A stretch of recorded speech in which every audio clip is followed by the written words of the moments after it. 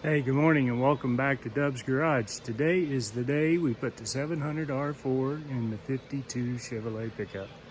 The 52 has a turbo 350 in it right now, and I'm really low on my gears on the differential, so I've got really high RPMs at highway speeds, and I really need to get those down. It makes the engine run hot, and it sounds like it's about ready to crawl out of the engine compartment.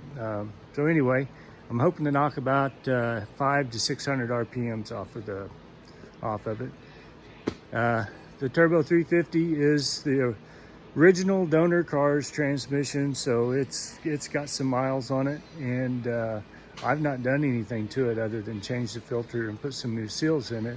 And that transmission's from 1976, so I think it's about time for a freshened up transmission with an overdrive, and that will seem to help everything out. Set up here. There we go. There's the transmission. Doesn't look like much. I got it from a guy in Wichita. Wichita Transmissions. He's a sole proprietor up there. He works off of, he's got an actual business front. He's got one or two guys that work for him, and he really just rebuilds transmissions. He gets them out of the salvage yards, charges a $100 core fee for them, and rebuilds them factory stock with the upgrades that GM has done over the years. So I got a mechanical speedometer adapter now, which should match the one I have. I've got he changed the 4-wire plug out to a 1-wire, so that'll be for the torque converter lockup. Of course, you know, new transmission pan gasket, new filter.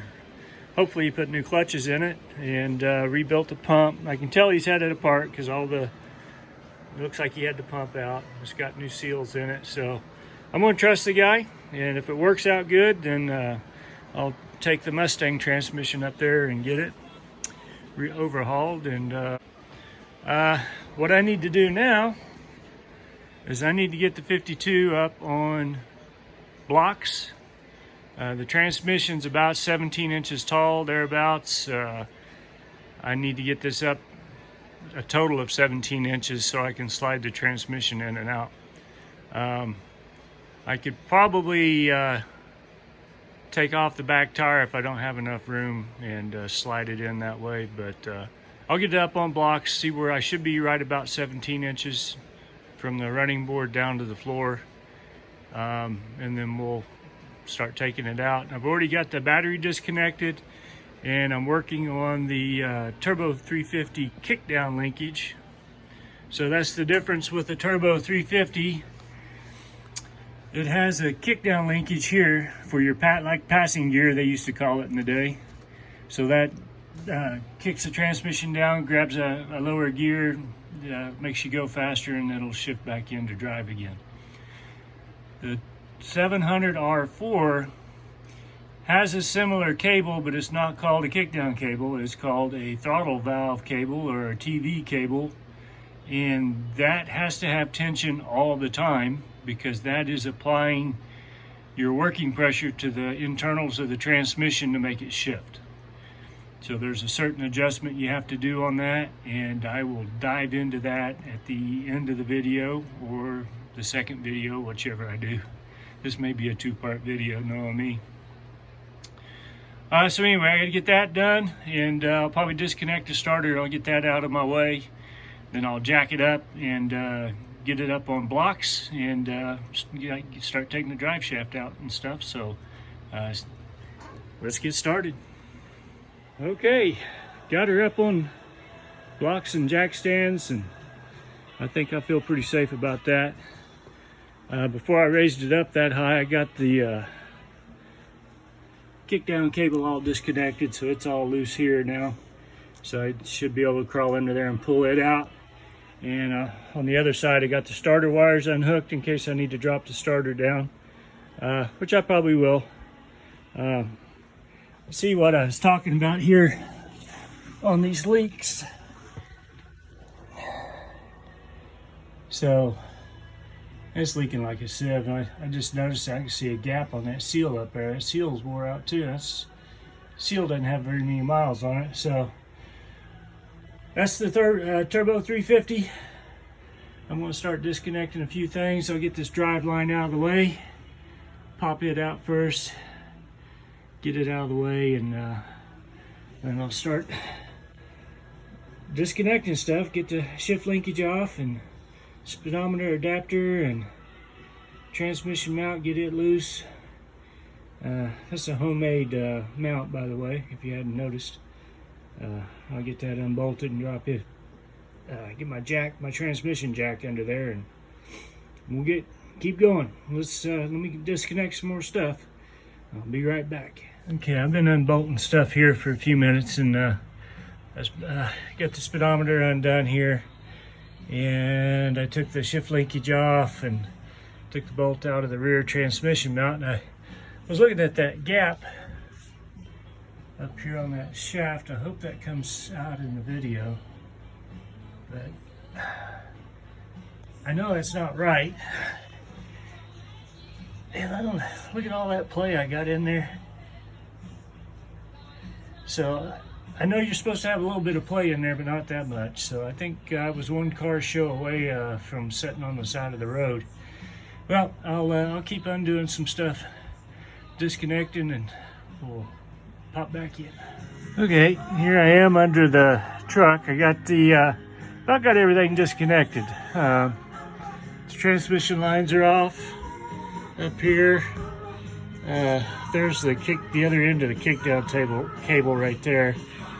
And so I got all the bell housing bolts to get out. But before I do that, I'm going to get I think there's 3 torque converter bolts here. Flywheel to torque converter bolts. I'm gonna break them loose, rotate the motor, and take that one out, and then I'll go around again and take the other 2 out, because they're right where I need them to be. So I can reach 2 of them, but there's one more up at the top there.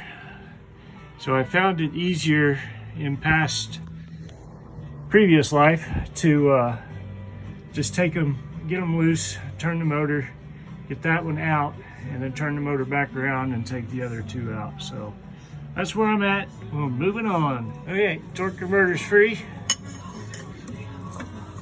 You see it pushes back just a little bit, so you want it all the way back. That thing's full of fluid too, so when you pull it out, you don't want it to slide off either. So if you slide off, it'll kind of mess up your floor, but other than that, it won't hurt anything. It might break your hand or something, but other than that. Okay, yeah, I kind of jumped ahead of myself and forgot to shoot some video, but I got the transmission out, sitting on my handy dandy little Harbor Freight jack. Big problem I got now is it will not come out at all, whatsoever, without taking it off the jack. I didn't take that into account when I pulled it down, but anyway, I got it down by myself, and I got it down safely. I didn't drop anything, break anything, so I'm looking real good right now.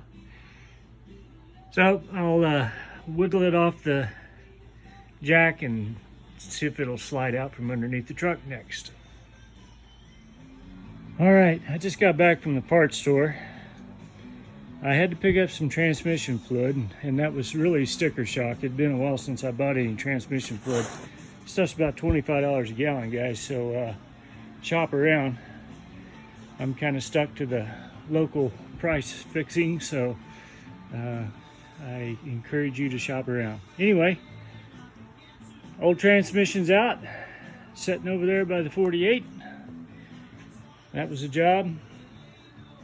I primed the torque converter. I didn't really prime it. I just added about 1.5 quarts of transmission fluid to the torque converter and got that in. I measured my distance from here to here. That flat distance, about 1.5 inches. It's about the same as the Turbo 350, and I'm confident that the new flywheel will work back there. I've got to get my new TV cable down. Bought this handy dandy unit from Jegs. It's the cheapest one they had. They're calling it a kick down cable, but It's not. It's a TV cable, so it's different. But I'm going to pre-install this so I don't have to do it while I'm from underneath the truck. So I'll get that bolted in there, get the cable hooked up to that. That goes, so that's the dipstick hole right here. So that cable hooks up right here.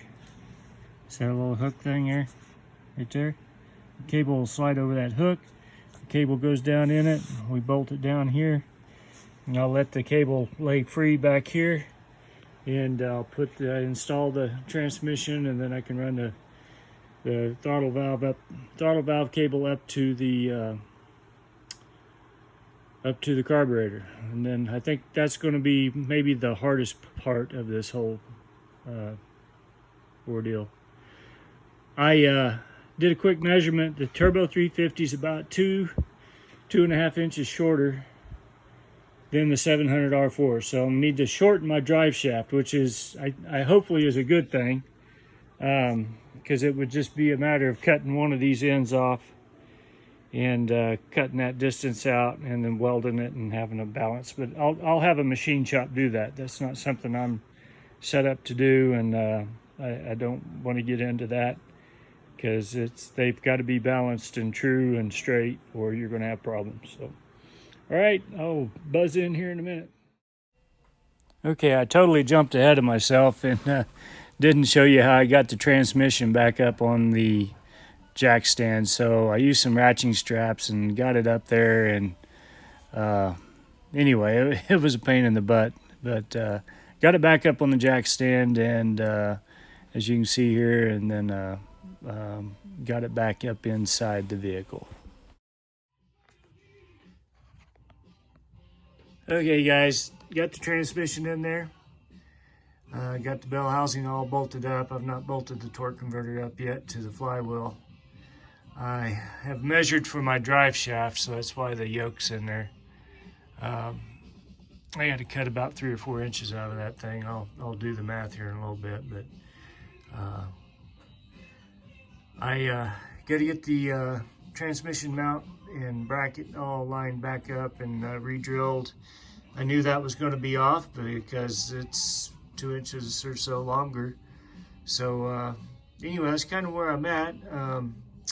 I did not show you taking apart the drive shaft, getting the bearings out. Pretty straightforward task. I'll try to show it on the next video when I put it all back together after I get the drive shaft shortened. So I'm going to leave it at that. I'm going to try to get this video published. Then I may have to skip next weekend because I got some important birthday celebrations to go to. And my grandson's going to be a whopping 8 years old next weekend, so we'll do something with him. Anyway, that's where we're at. So it's all in there. I got it under control. Just got to get it all put back together. I think the hardest part's over, at least I hope. Thanks for watching. Remember, if you like my videos, please like and subscribe if you're a YouTube subscriber. Would sure like to have you on my subscription list. Thanks.